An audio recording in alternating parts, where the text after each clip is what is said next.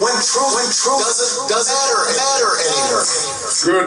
Good morning, and welcome to another very exciting episode of The Outsiders. I'm your host, Sean Simms,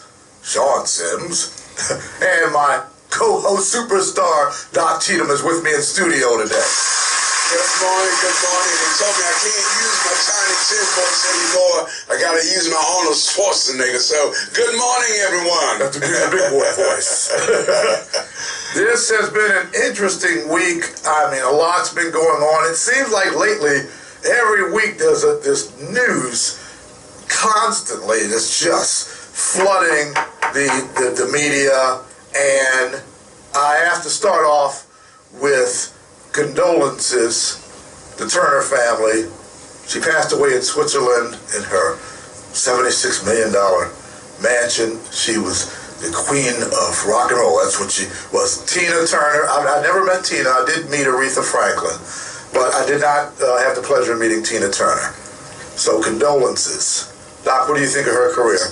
I loved her career, especially when she was in the movie when it said, Master Blast and run Body Town. We don't need another hero. Just need to know the way home. That Thunderdome, I love that Thunderdome movie. I did too. And Tina Turner has passed away.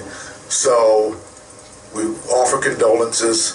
And they did a whole thing on her in the news and media as well. So want to move on. I have to mention this. Jane Miller. I don't know that. I thought she was retired.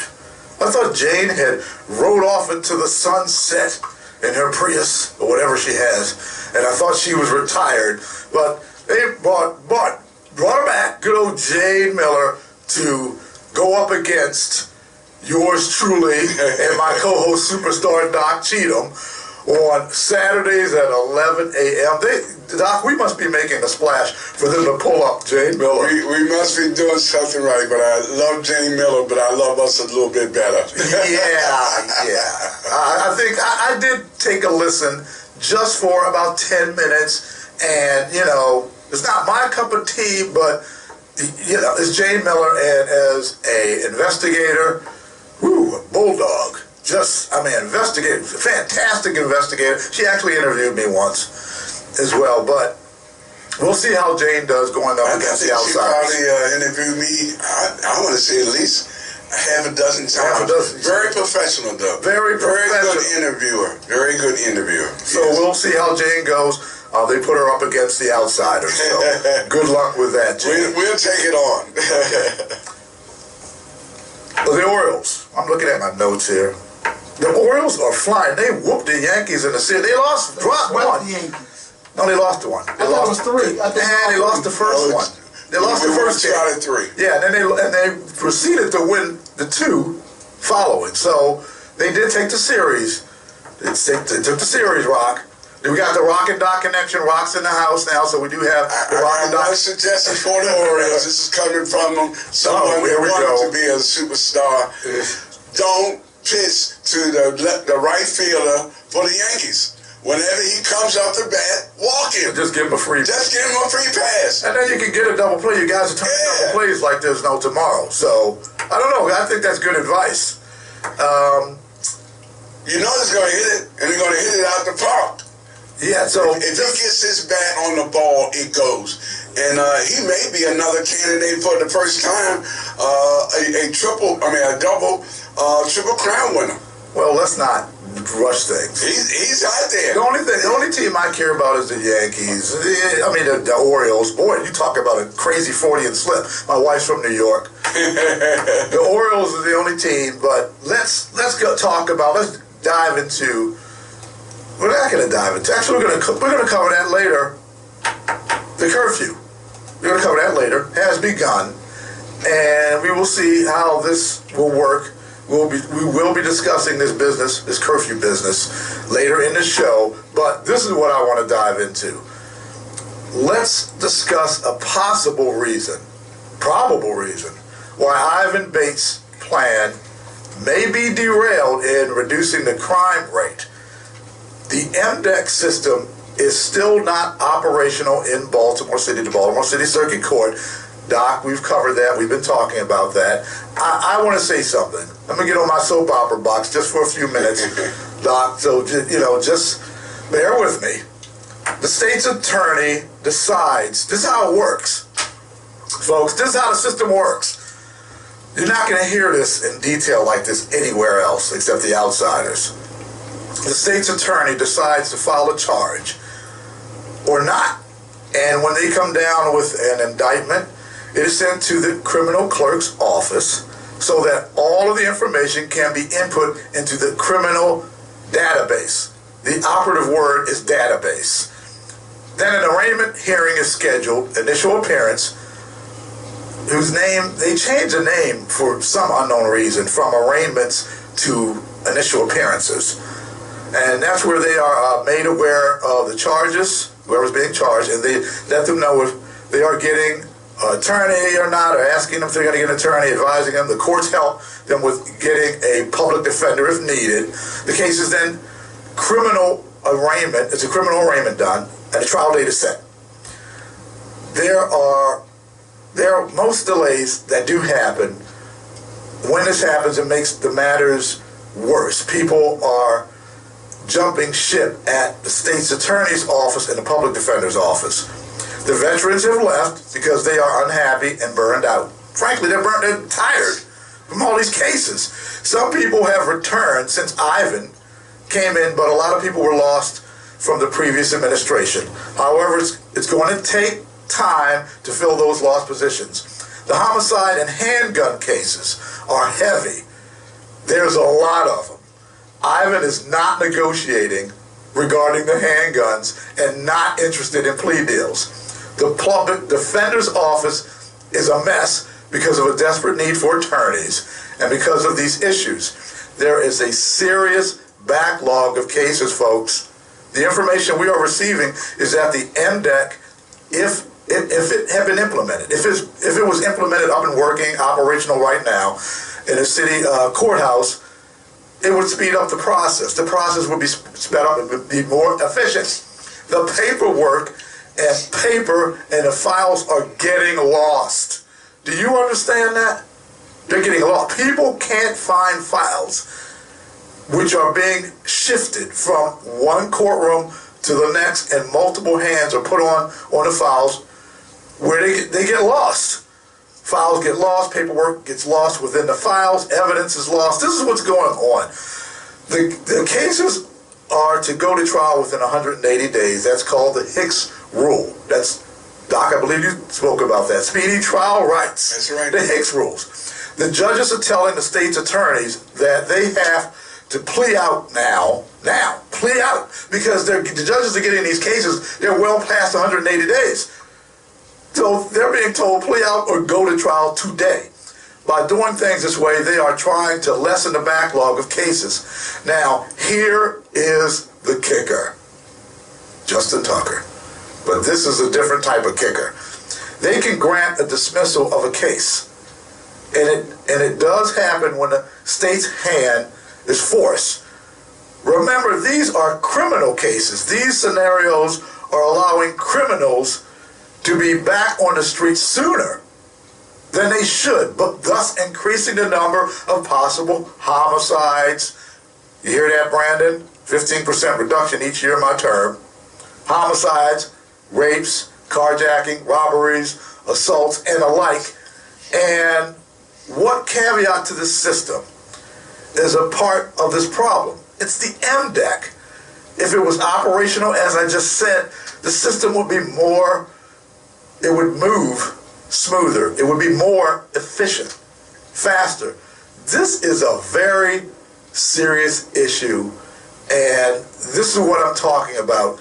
The citizens of Baltimore City, the Circuit Court for Baltimore City is African American with the highest ratio of any circuit court in the state, and the Circuit Court for Baltimore City and the black folks in Baltimore City are being put at the back of the bus. Doc, what do you think of that? Well, we're at risk, but I want to commend you, Sean, for staying on top of this. And I really think you may have created a future show for us. And I think that is to bring the Baltimore City State's Attorney in to have him address this issue. I think there's no better person at this point than to bring him in and let's pose the concerns that we have and that our listeners have with regards to this issue. I think you're definitely on to something, and I think justice can only be served if we bring everyone to court, give everyone their right and privilege. But when you have to get rid of cases because you lost them, you can't get the people to come to court on time, that is an injustice by itself. Well, I'm going to one-up you. I do believe that Ivan Bates should come on this show because we're really pressing and bringing this issue up. No one else is. Okay, Barry Simms, I believe we're cousins, no distant cousins. Okay, Barry and I have spoke.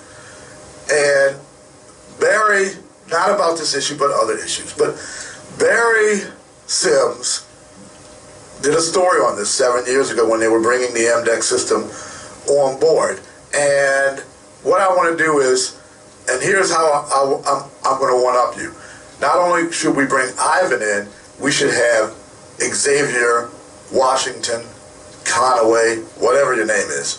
We should have him in. He is the clerk of the court. So I think it's very important to have these two gentlemen on the outsiders. Let's be sexually correct.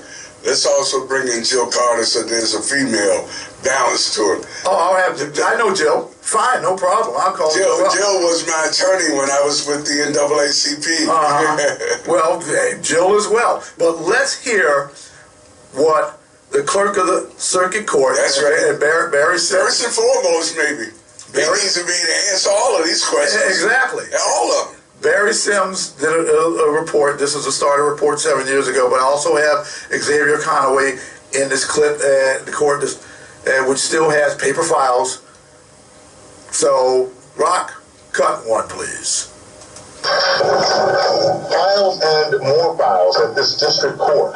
Maryland's court system trying to get rid of the paperwork by relying on technology. The cost, $46.7 million. The rollout starting in Anne Arundel County. It's pretty simple technology. It's the same as sending an email with an attachment from your laptop.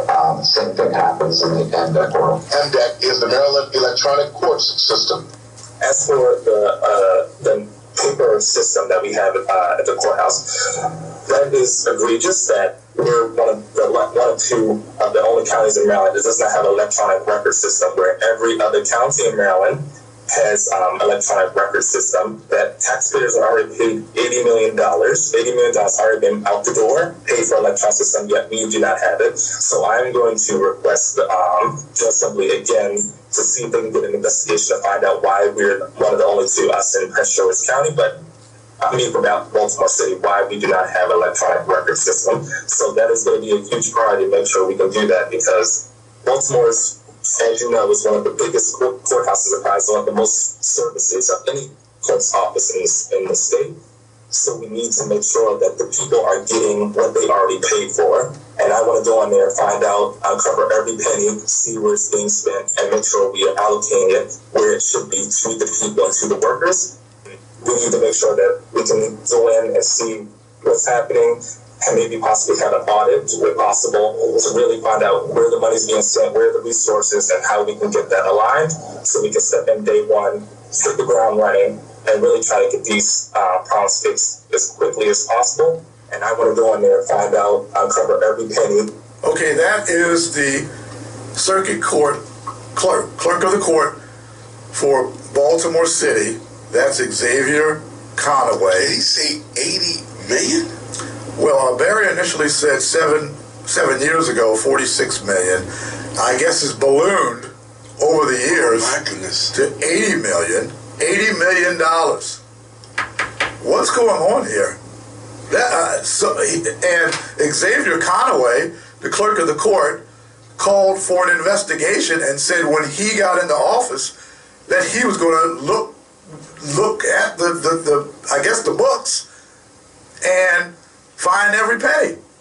That reminds me of an old story. It was Amos and Andy, and they asked Amos and Andy, let us see the books. Amos and Andy, Amos said, let's see the books.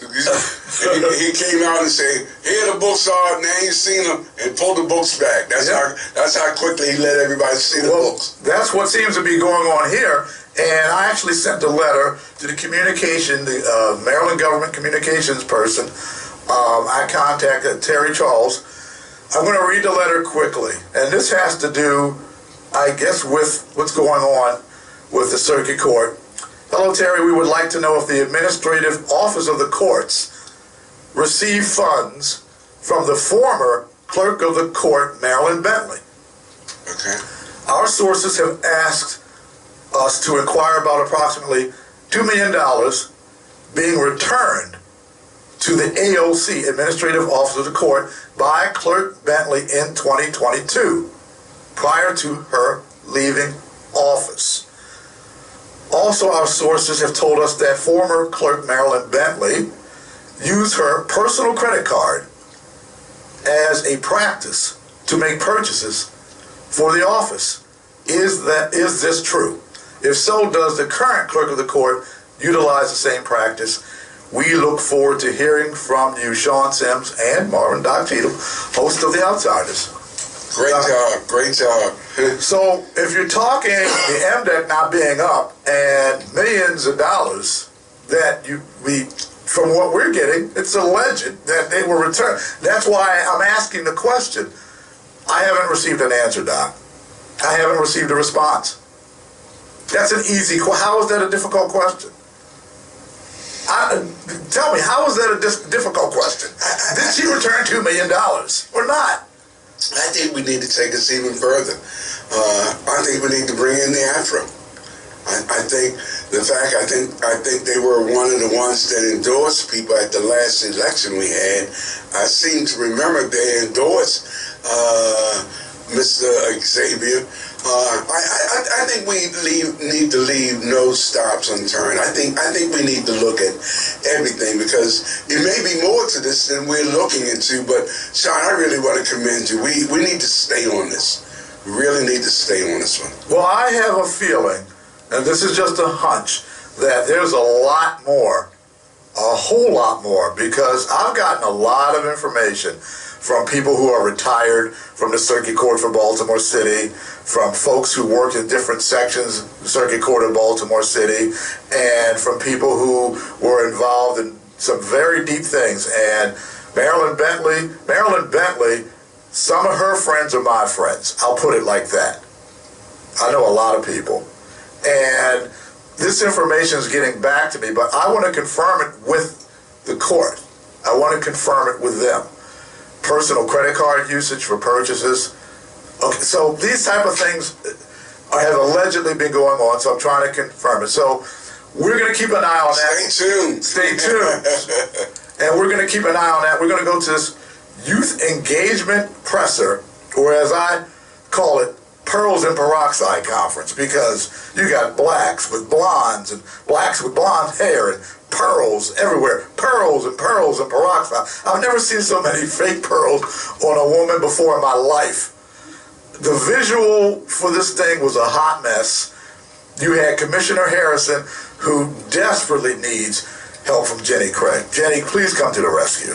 My goodness, this is not a good look for the police commissioner. Bleach blonde sisters to Slim Shady's right and to his left. And Ebony, I'm going to get my you-know-what handed to me by the concerned citizens of Baltimore, Elias Thompson, and Lord of the Rings extra lurking in the back. It was a mess. And of course, the leader of this circus, the embarrassment, Brandon Scott, the embarrassment. It's embarrassing. When he goes on national TV, I cringe. It's an embarrassment. He butchers the Queen's English, the head's bobbing. I mean, the high top fade, the kid and play look, the goat with the look, the whole thing, the whole mannerisms, everything. And he sounds like an idiot. And it's embarrassing. But as bad as the visual was on this thing, the audio was even worse. I needed to get my hip boots because it got that deep. The Bravo Sierra was so deep in this thing. And Shantae Jackson, we did a tribute for her last week because she's leaving. So I see her there. I'm like, well, what is she doing there? I thought she was leaving. I thought she hit the door. I thought she was out with the pearls and peroxide. Anyway, I'm going to redo the tribute and play what she said during the presser at the same time. Rock cut 2.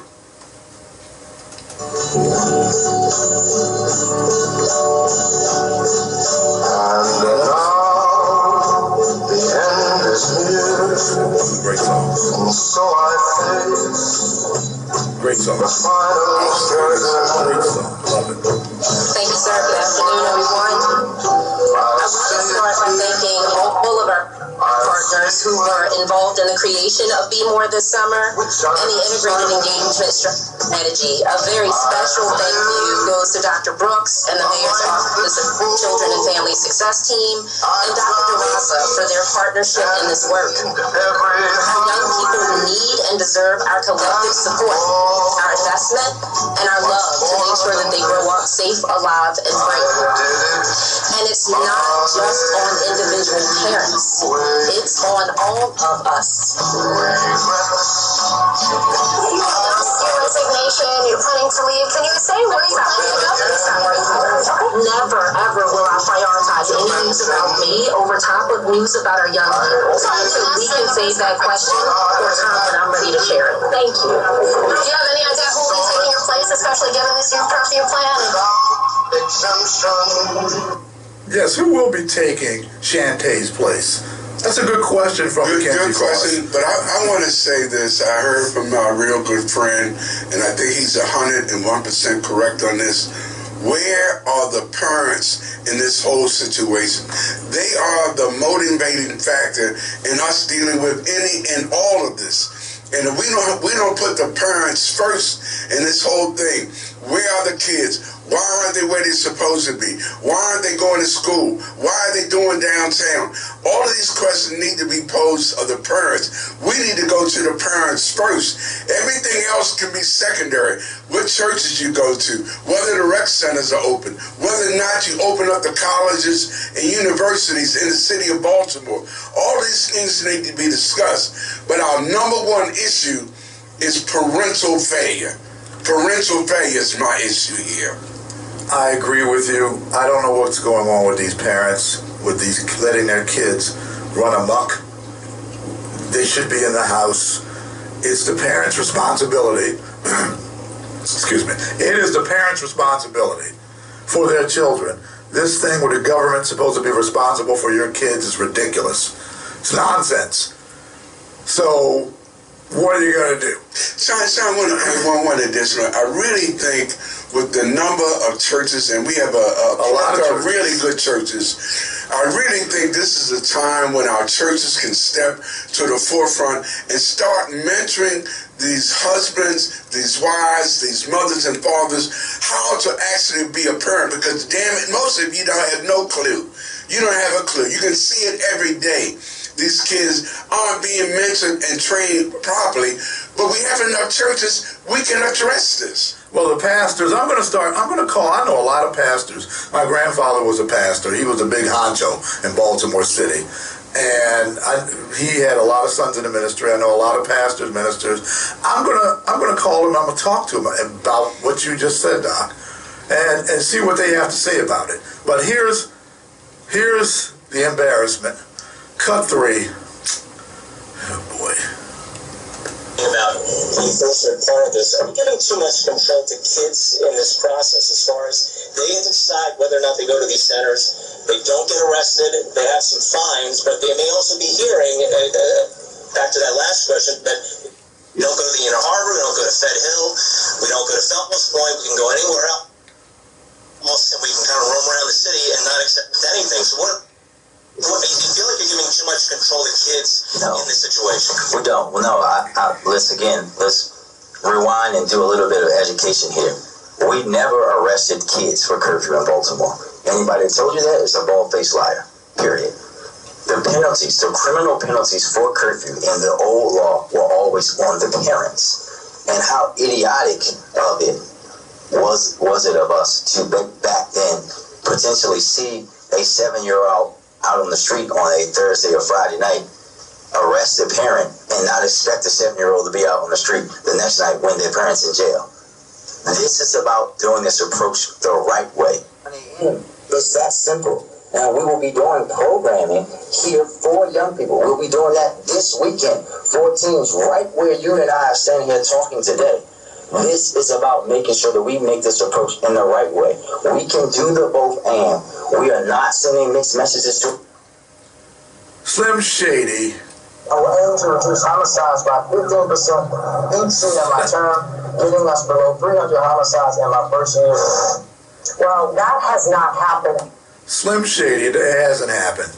Slim Shady talks a good game, but it's getting worn. It's getting worn out. He talks like he's some big tough guy to this reporter, saying that people are bald-faced liars.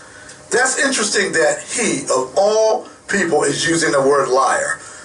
Talk about the pot calling the kettle black. This guy stabs the citizens in the back with the shady backroom BGE deal, taking over the conduit system, and makes a campaign promise that catapulted him into office, a campaign promise he has yet to keep, and he's got the audacity to talk about liars. This guy's a clown.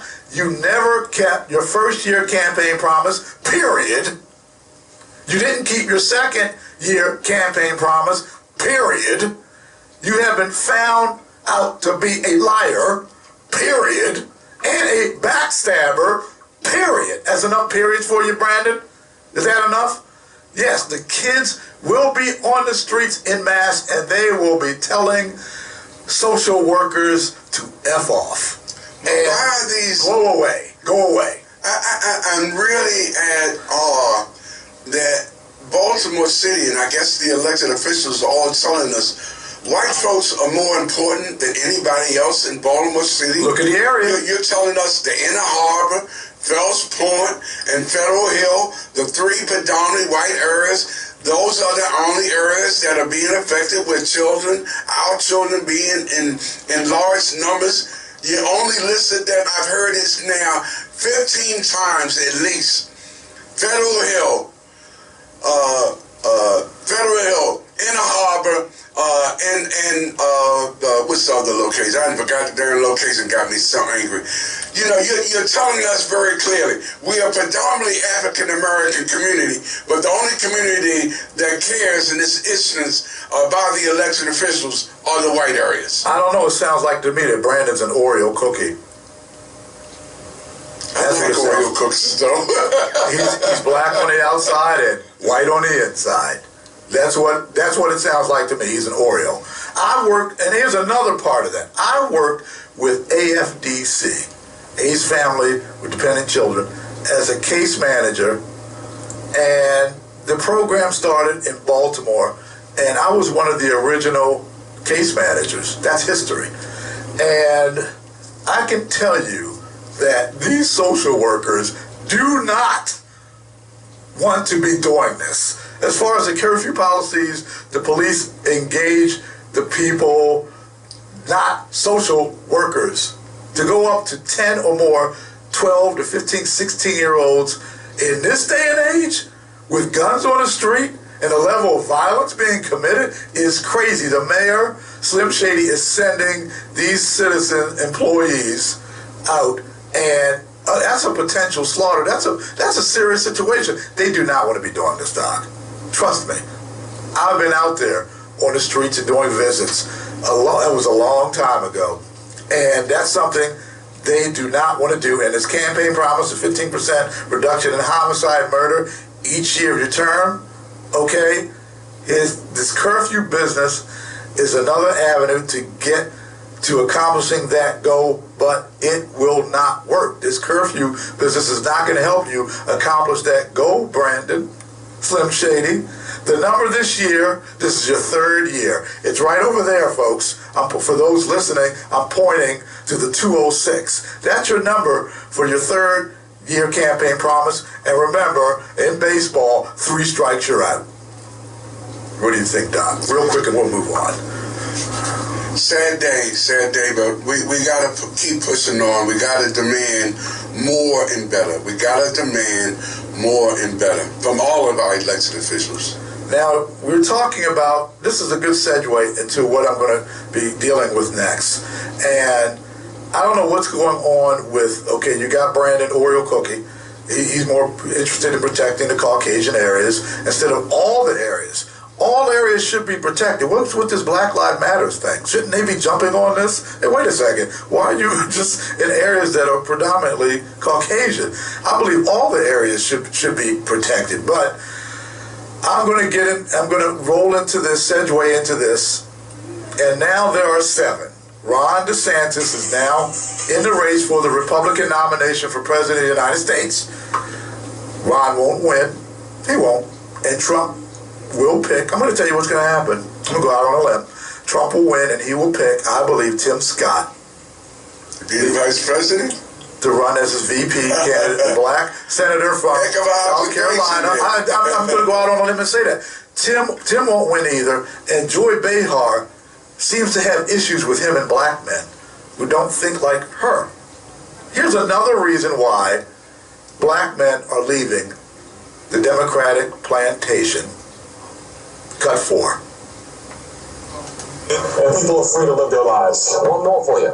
The co-host of The View, Joy Behar, says Tim Scott doesn't understand systemic racism. Watch this, please.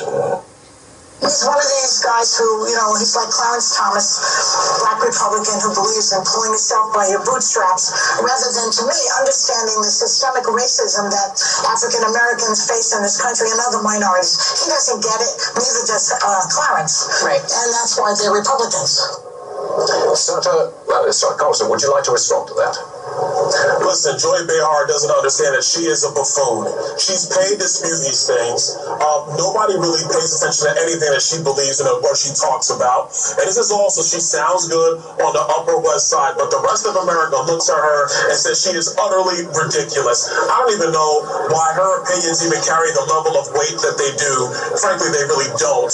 But it's just a ridiculous opinion. She's never walked a day in Tim Scott's shoes or in my shoes or any other black person in America. So she needs to just sit down, stay in her lane, tell some jokes, but it's not an area for her to comment. These people are nutty.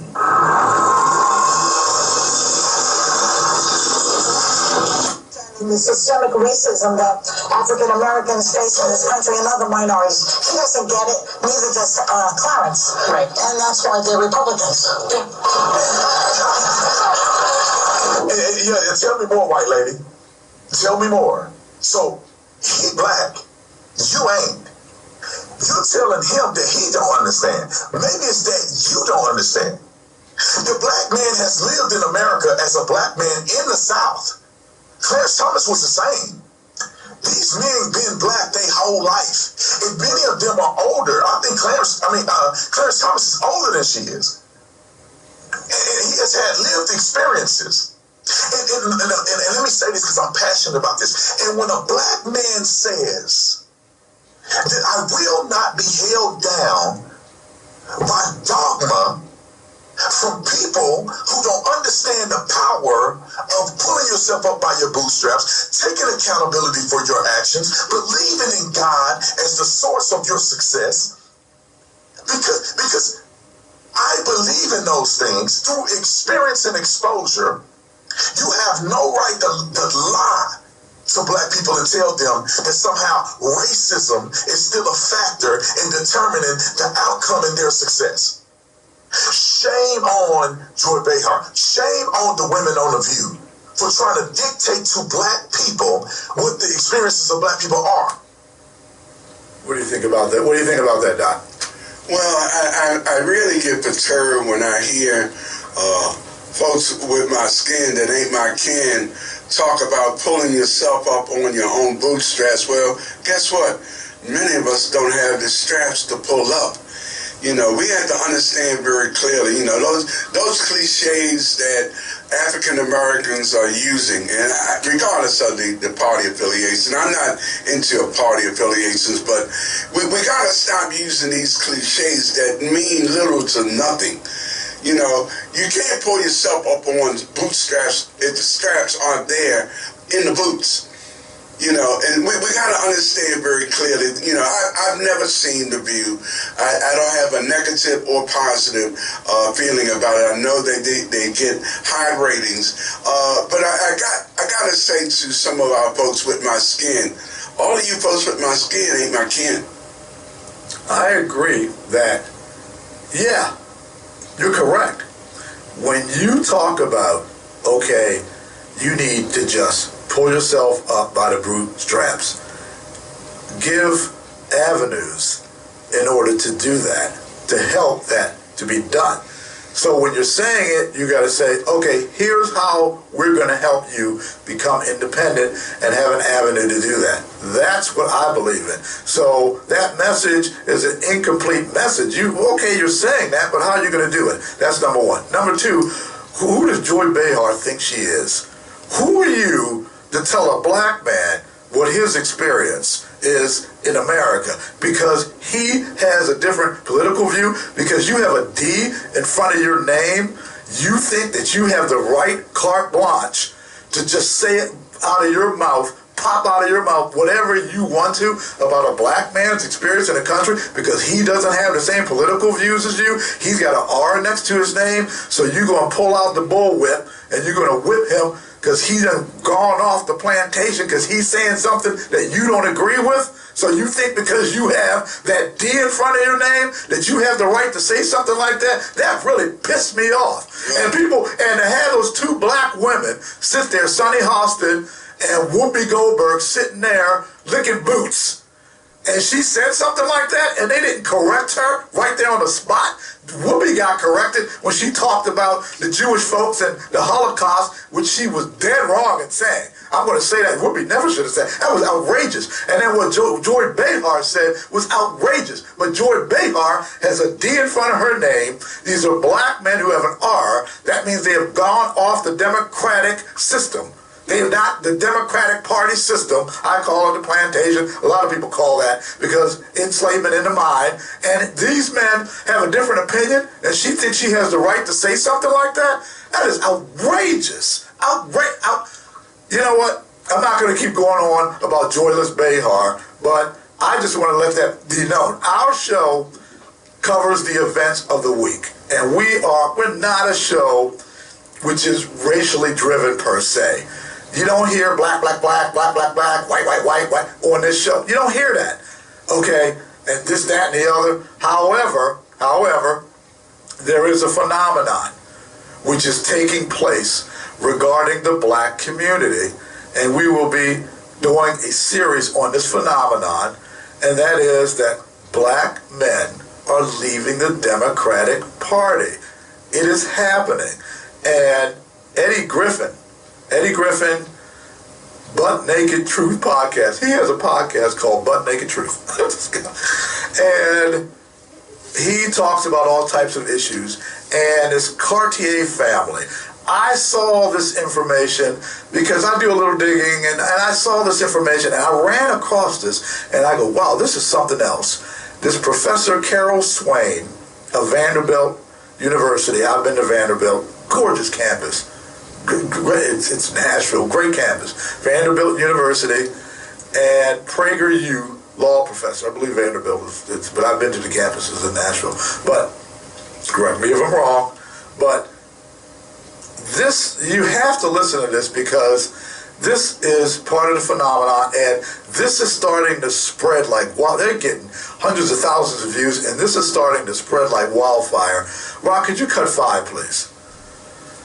Let's try to take it to this video, man. The truth about the Democratic Party. Let's get it. When you think about racial equality and civil rights, which political party comes to mind? The Republicans or the Democrats?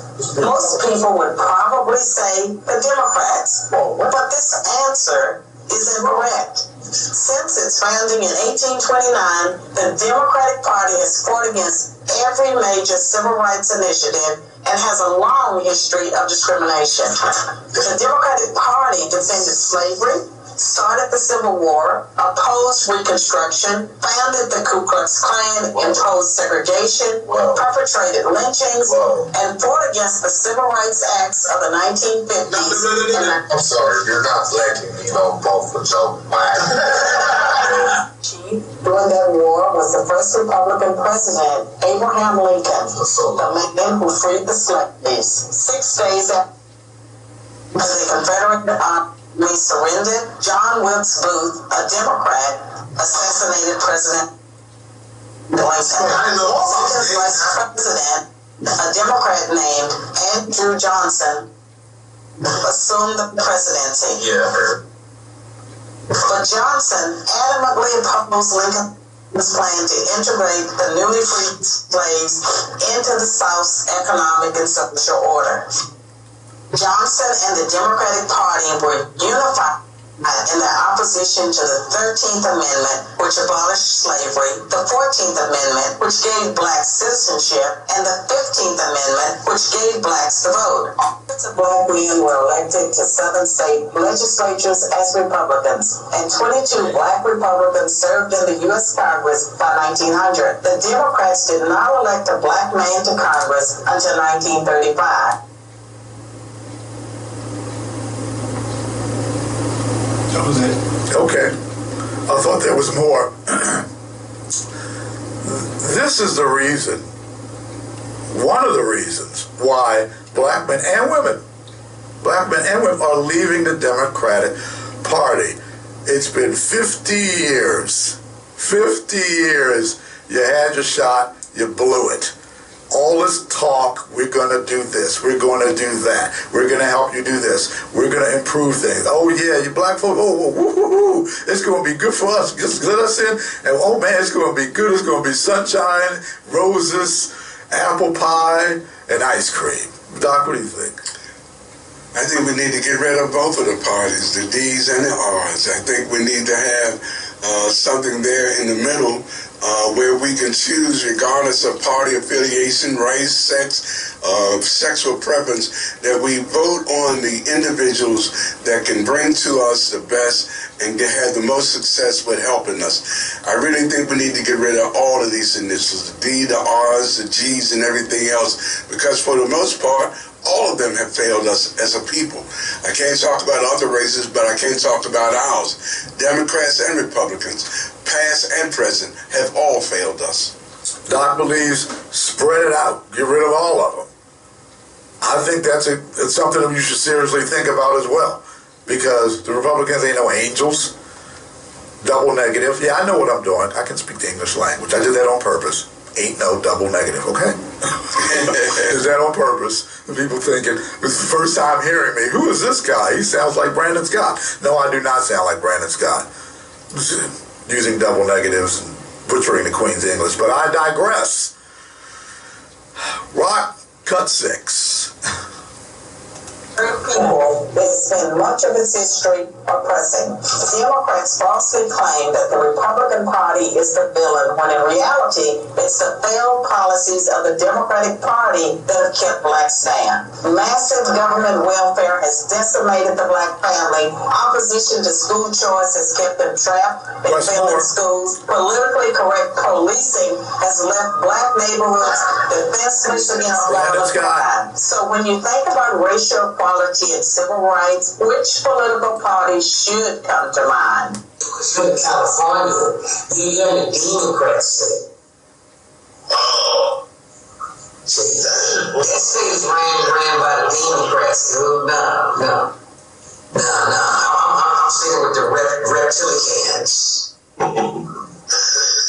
Yeah, I mean, I like my racism right in my face. I don't like sneaky racists. Yeah, I mean, I like my racism right in my face. I don't like sneaky racists. Man, that's them Democrats. And I like a dude to be a dude, a chick to be a chick. Slave blacks, keep them enslaved, and then keep them from voting had failed, the Democrats came up with a new strategy. If black people are going to vote, they might as well vote for Democrats. As President Lyndon Johnson was purported to have said about the Civil Rights Act, I'll have them voting Democrat for 200 years. Was purported to have said about the Civil Rights Act, I'll have them voting Democrat for 200 years. So now, the Democratic...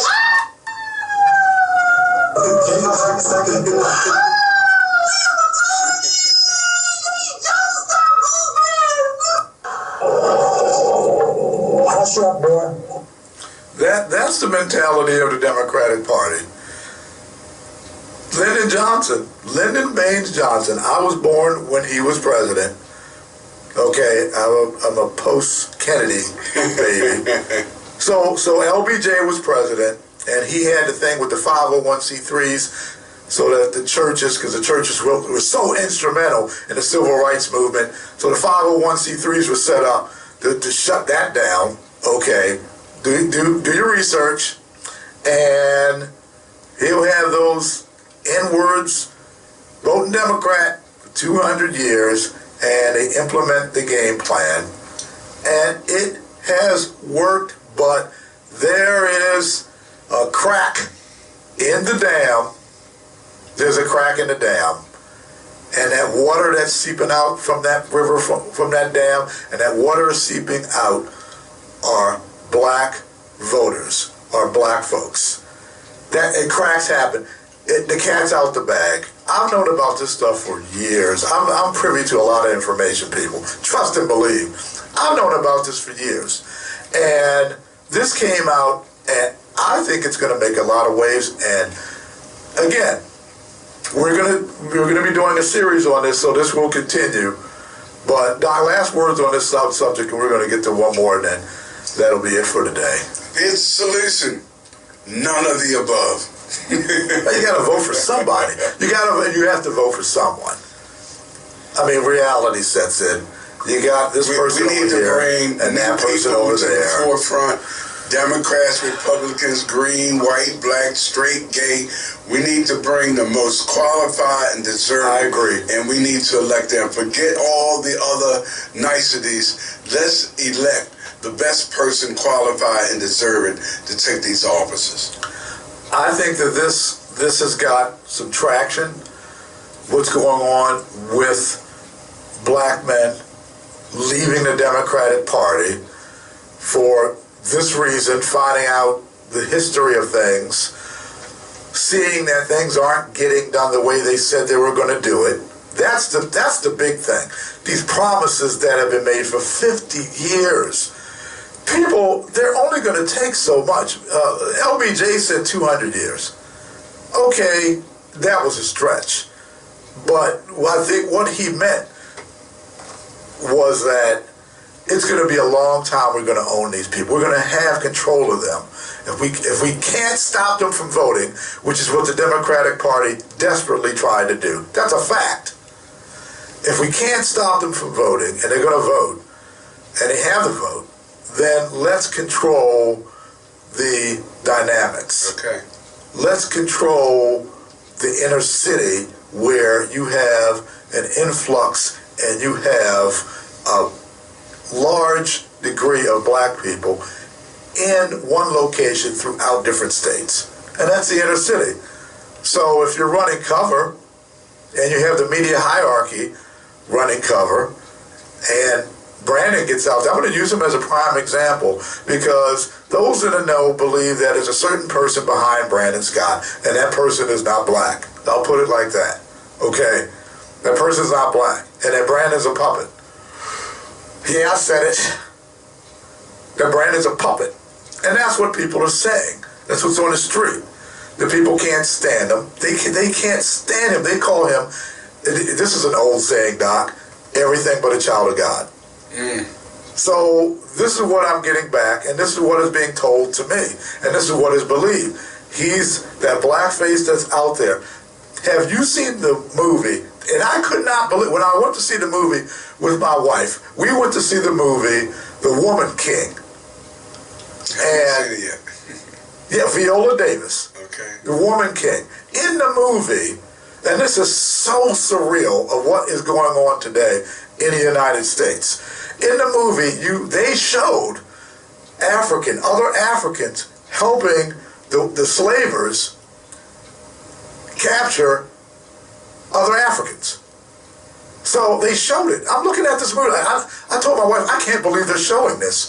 And you had the white slavers that were paying blacks, Africans, in order to hunt down and trap.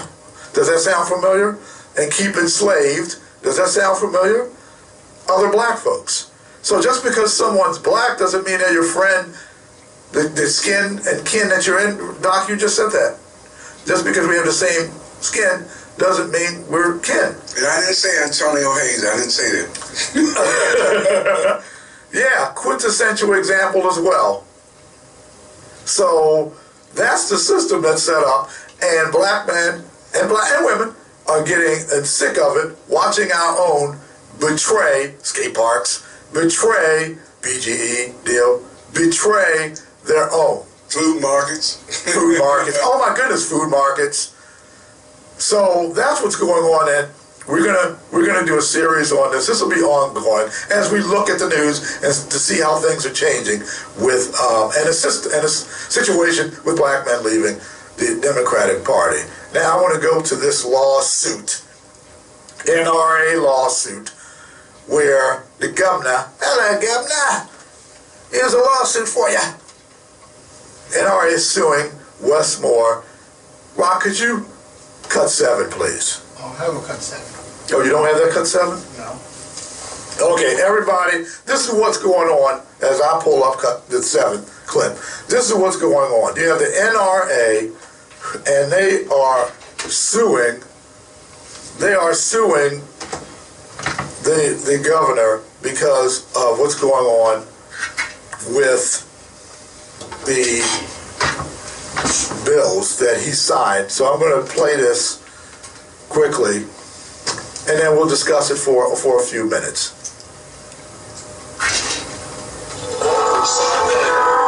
What happens in this country, which could get ugly or different. And today I'm going to tell you another governor has signed. So this is Governor Westmore. Of course, he's a Democrat, and today he signed 2 bills into law, SB 1 and HB 824. Now they're selling these bills, laws, that they will combat violence and cut crime, but they won't do anything to do anything about crime or criminals because they go soft on them. This just makes it harder for law-abiding citizens to carry a gun, protect themselves from the vast criminal empire that is known as like Baltimore and the similar and the like. So this is a response to Maryland had one of the toughest state schemes as far as getting a permit. There was like less than one. I think it was like 0.19% of the population was able to get a permit. And I'm just going to my notes real quick because it's in the studio and I'm not going down there. SB 1 will prevent residents, even if they have a permit, a concealed carry permit, they cannot carry or transport a firearm on any private property without the permission of the owner. And it also will ban people from carrying a firearm in areas such as schools, polling places, sport complexes, or anywhere where alcohol is served. So if you want to go to a restaurant, you can't protect yourself, you can't defend yourself. It's crazy, ridiculous. Well, the second bill is HB 824, and that is going to make it harder to get a permit to carry in Maryland. Yes. Okay, there you go. Here's a bill. I'm going to read it quickly. Part of it. Susanna Warner Kipke and Maryland State Rifle and Pistol Association, Inc. versus Westmore in his official capacity as governor of Maryland, and Roland L. Butler Jr. in his official capacity as Maryland State Police Superintendent and Secretary in the United States District Court. An intro to this: the Second Amendment to the United States Constitution guarantees, quote, the right of the people to keep and bear arms. Okay, New York State Rifle and Pistol Association versus Bruin. The Supreme Court made clear that the text of the Second Amendment protects the right to keep arms in the home and the right to bear them outside the home equally. Nothing in the Second Amendment's text draws a home public distinction with respect to the right to keep and bear arms. And number two to this issue, at issue in Bruin was a New York law that prohibited the granting of licenses to carry a handgun outside the home for self-defense unless the applicant could demonstrate that they had, quote-unquote, proper cause for obtaining a permit to carry a handgun. Bruin struck down that requirement. There's more to this. I have the whole thing here in my hand, the lawsuit. It looks like Wes is going to get his clock clean on that. Quickly, Doc, what do you think of this situation? I have some real concerns about the Constitution in general and all of the amendments, because from my vantage point, many of those amendments that, you know, the fathers and mothers of this country created were all doing severely different circumstances and times. I really think the Constitution in its entirety needs to be revisited and make it more applicable to what these times are, because the times during the writing of the Constitution and the amendments is totally different from where we are today. I do believe that these two cases will in fact go to the Supreme Court, though. I hope they do. I hope this is looked at thoroughly. I hope that, here's the problem that I have with a situation like that, looking at the Constitution and, like you said, making it applicable for today and what's going on today. And that is the people who are in charge and the people who will be looking at it. What motive do they have to change it? Who's getting paid what? There's so many people in so many corporations' pockets that's the danger that I see in doing that, is that the people, and remember there's a saying, power corrupts and absolute power corrupts absolutely. And that's the danger in that. It's an idea I think should be looked at, but with a lot of caution, because of the fact that you have people who have agendas and certain parts of that Constitution they don't like. This country is not a democracy. Let me repeat that. The United States of America is not a democracy. It is a democratic republic. Yep. That's what it is. So when you hear someone giving an address at graduation or commencement ceremony, I'm not going to name names, and they say, look, it's a democracy. I'm thinking, this guy is, I'm not going to say his title. I'm not going to go there, because he's a brother. He's a black guy. And it was embarrassing. The country is not a democracy. It is a democratic republic. I pledge allegiance to the democracy. Oh, no, it doesn't say that. That's right. It's I pledge allegiance to the republic for which it stands. Not a democracy. So on that note, folks, we're going to keep our eye, the outsiders. We're here, we're doing what we need to be doing. We got a voice out there. No one else is like the outsiders. Superstar Doc Cheatham, myself, Sean Simms, a straight shooter. Everyone, goodbye. Enjoy your Memorial Day weekend. Enjoy Memorial Day. My dad served, my granddad served, so I want you all out there, your families, and your Gold Stars families as well. Bless you all for what you've done in your service. Doc, what do you have to say before we go? God bless you all, and please have a safe weekend. Take care.